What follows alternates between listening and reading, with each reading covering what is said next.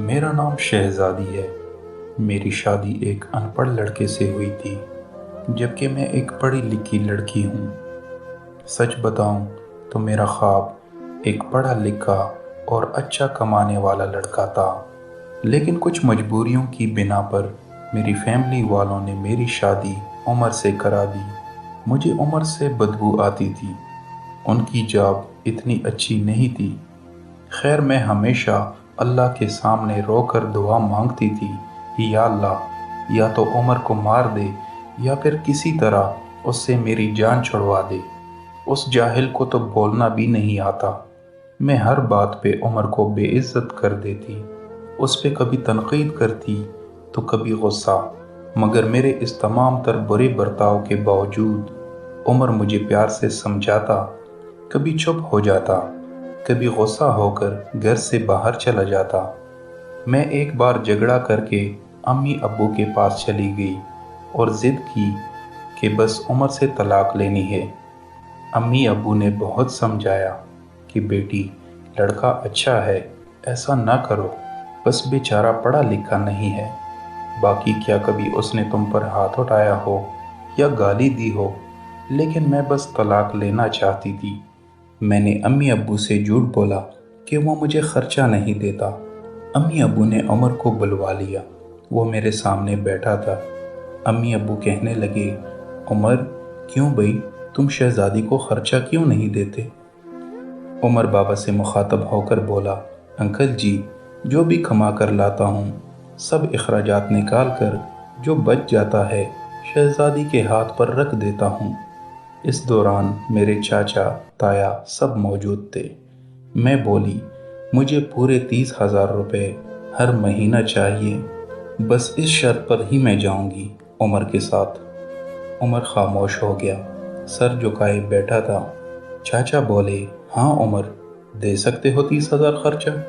پہلے تو وہ کچھ لمحے خاموش رہا، پھر میری طرف دیکھنے لگا، آخر ایک لمبی سانس لے کر بولا، ٹھیک ہے، میں شہزادی کو ہر ماہ 30,000 الگ سے دوں گا۔ میں نے اسے دل ہی دل میں گالی دی، کمینے، دیکھنا جینا حرام کر دوں گی تمہارا۔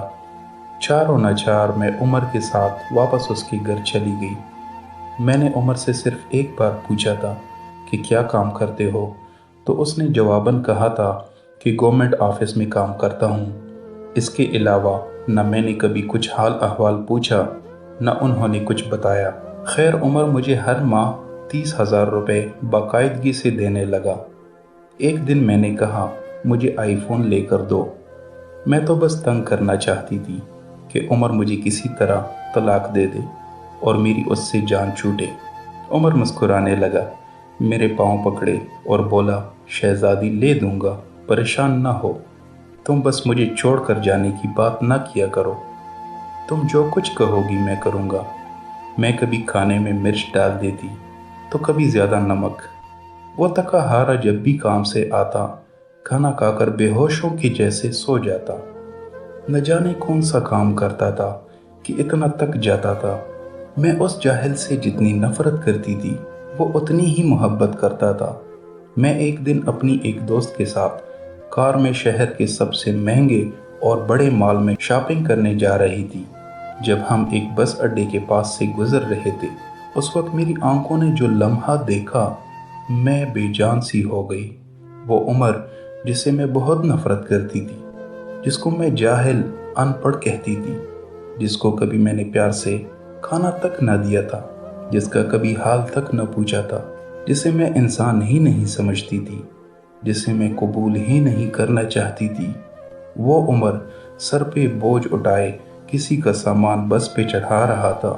اس کی ٹانگیں کانپ رہی تھیں، پرانے سے کپڑے پہنے، پسینے میں شرابور، پاؤں میں ٹوٹی ہوئی جوتی پہنی تھی۔ ہائے میرے خدایا، میں مر کیوں نہ گئی تھی؟ وہ میرے لیے کیا کچھ کر رہا تھا؟ اتنے میں ایک شخص بولا، اوئے چل، یہ سامان اٹھا اور دوسری بس کی چھت پر لوڈ کر۔ عمر کو شاید بھوک لگی تھی، ہاتھ میں روٹی پکڑی، رول کیا ہوا ایک ساتھ روٹی بھی کھا رہا تھا اور سامان بھی اٹھا رہا تھا۔ میں قربان جاؤں، میرا عمر میرے لیے کس کرب اور درد سے گزر رہا تھا۔ میں آنکھوں میں آنسو لیے دیکھتی رہی۔ جب اس کا کام ختم ہوا تو وہیں سائڈ پہ ایک دکان کے سامنے زمین پر بیٹھ گیا۔ کتنی بے بسی تھی عمر میں، سارا دن وہاں درد سہتا، رات کو میری کڑوی کسیلی باتیں، اسے ایسی حالت میں دیکھنا ایک حادثہ تھا یا اللہ کی مرضی۔ میرا بس دل بدل گیا، میں بن بتائے اور بنا کچھ خریدے گھر واپس لوٹ گئی۔ اس دن میں بہت روئی تھی، بہت زیادہ۔ عمر کو پلاؤ پسند تھا، میں نے پلاؤ بنایا۔ جب عمر گھر آتا تو میں اسے کھانا نہیں دیتی تھی، وہ خود ہی گرم کر کے کھا لیتا تھا۔ آج جب وہ گھر آیا، مجھے سلام کیا اور حسب معمول کچن میں چلا گیا۔ پلاؤ دیکھ کر بولا، شہزادی آج تو آپ نے کمال کر دیا ہے، 1 سال بعد پلاؤ کھانے لگا ہوں۔ پھر وہ کھانا پلیٹ میں ڈال کر میرے پاس بیٹھ گئی اور کھانے لگی۔ میں عمر کی طرف دیکھے جا رہی تھی۔ عمر کتنا درد سہتا ہے اور بتاتا بھی نہیں، میں کتنی اذیت دیتی ہوں، مگر وہ کوئی شکوہ تک نہیں کرتا۔ عمر پہ آج مجھے بہت پیار آ رہا تھا، دل چاہ رہا تھا کہ اس کے سینے سے لپٹ جاؤں۔ جب عمر کھانا کھا چکا تو جیب سے پیسے نکال کر کہنے لگا، یہ لو شہزادی، 30,000۔ میں چیخ چیخ کر رونے لگی اور عمر کے پاؤں چوم لیے۔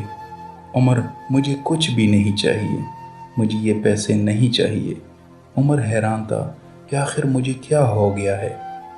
عمر نے میرا ہاتھ تھاما اور بولے، اگر یہ پیسے کم ہیں تو اور لا دوں گا، مگر مجھے چھوڑ کر نہ جانا۔ پھر کہنے لگے، شہزادی بہت بولی ہو تم، پاگل، خدا جانے مجھ سے بچھڑ کر کہاں بھٹکو گی۔ بہت پیار کرتا ہوں نا تم سے، اس لیے تم کو خود سے دور نہیں کر سکتا۔ میں عمر کے سینے سے لگ گئی۔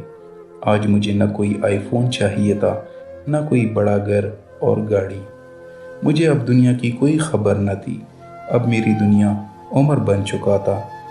ہم عورتیں کیسے منہ پاڑ کر کہہ دیتی ہیں، جب کھلا نہیں سکتے تھے تو شادی کیوں کی؟ بات بات پہ جھگڑا اور تانے دینا شروع کر دیتی ہیں۔ کبھی اپنے شوہر کا وہ چہرہ دیکھنا جیسے میں نے عمر کا دیکھا تھا۔ خدا کی قسم، ہم ایک سانس نہ لے سکیں اس ماحول میں جہاں مرد اپنی فیملی کے لیے خود کو قربان کر دیتا ہے۔ جتنے شوہر کماتا ہے اس پہ خوش رہو، پیسہ ہی سب کچھ نہیں ہوتا۔ خدا کی قسم، مجھے بڑی گاڑیوں اور اے سی والے محل میں وہ سکون نہیں ملا جو سکون عمر کی باہوں میں آتا ہے، جو سکون عمر کا سر دبانے میں آتا ہے، جو سکون عمر کی پسند کے کھانے بنانے میں آتا ہے۔ ہم سفر کی بے بسی کو سمجھ کر دیکھیں تو صحیح، آپ کبھی جھگڑا نہیں کریں گی۔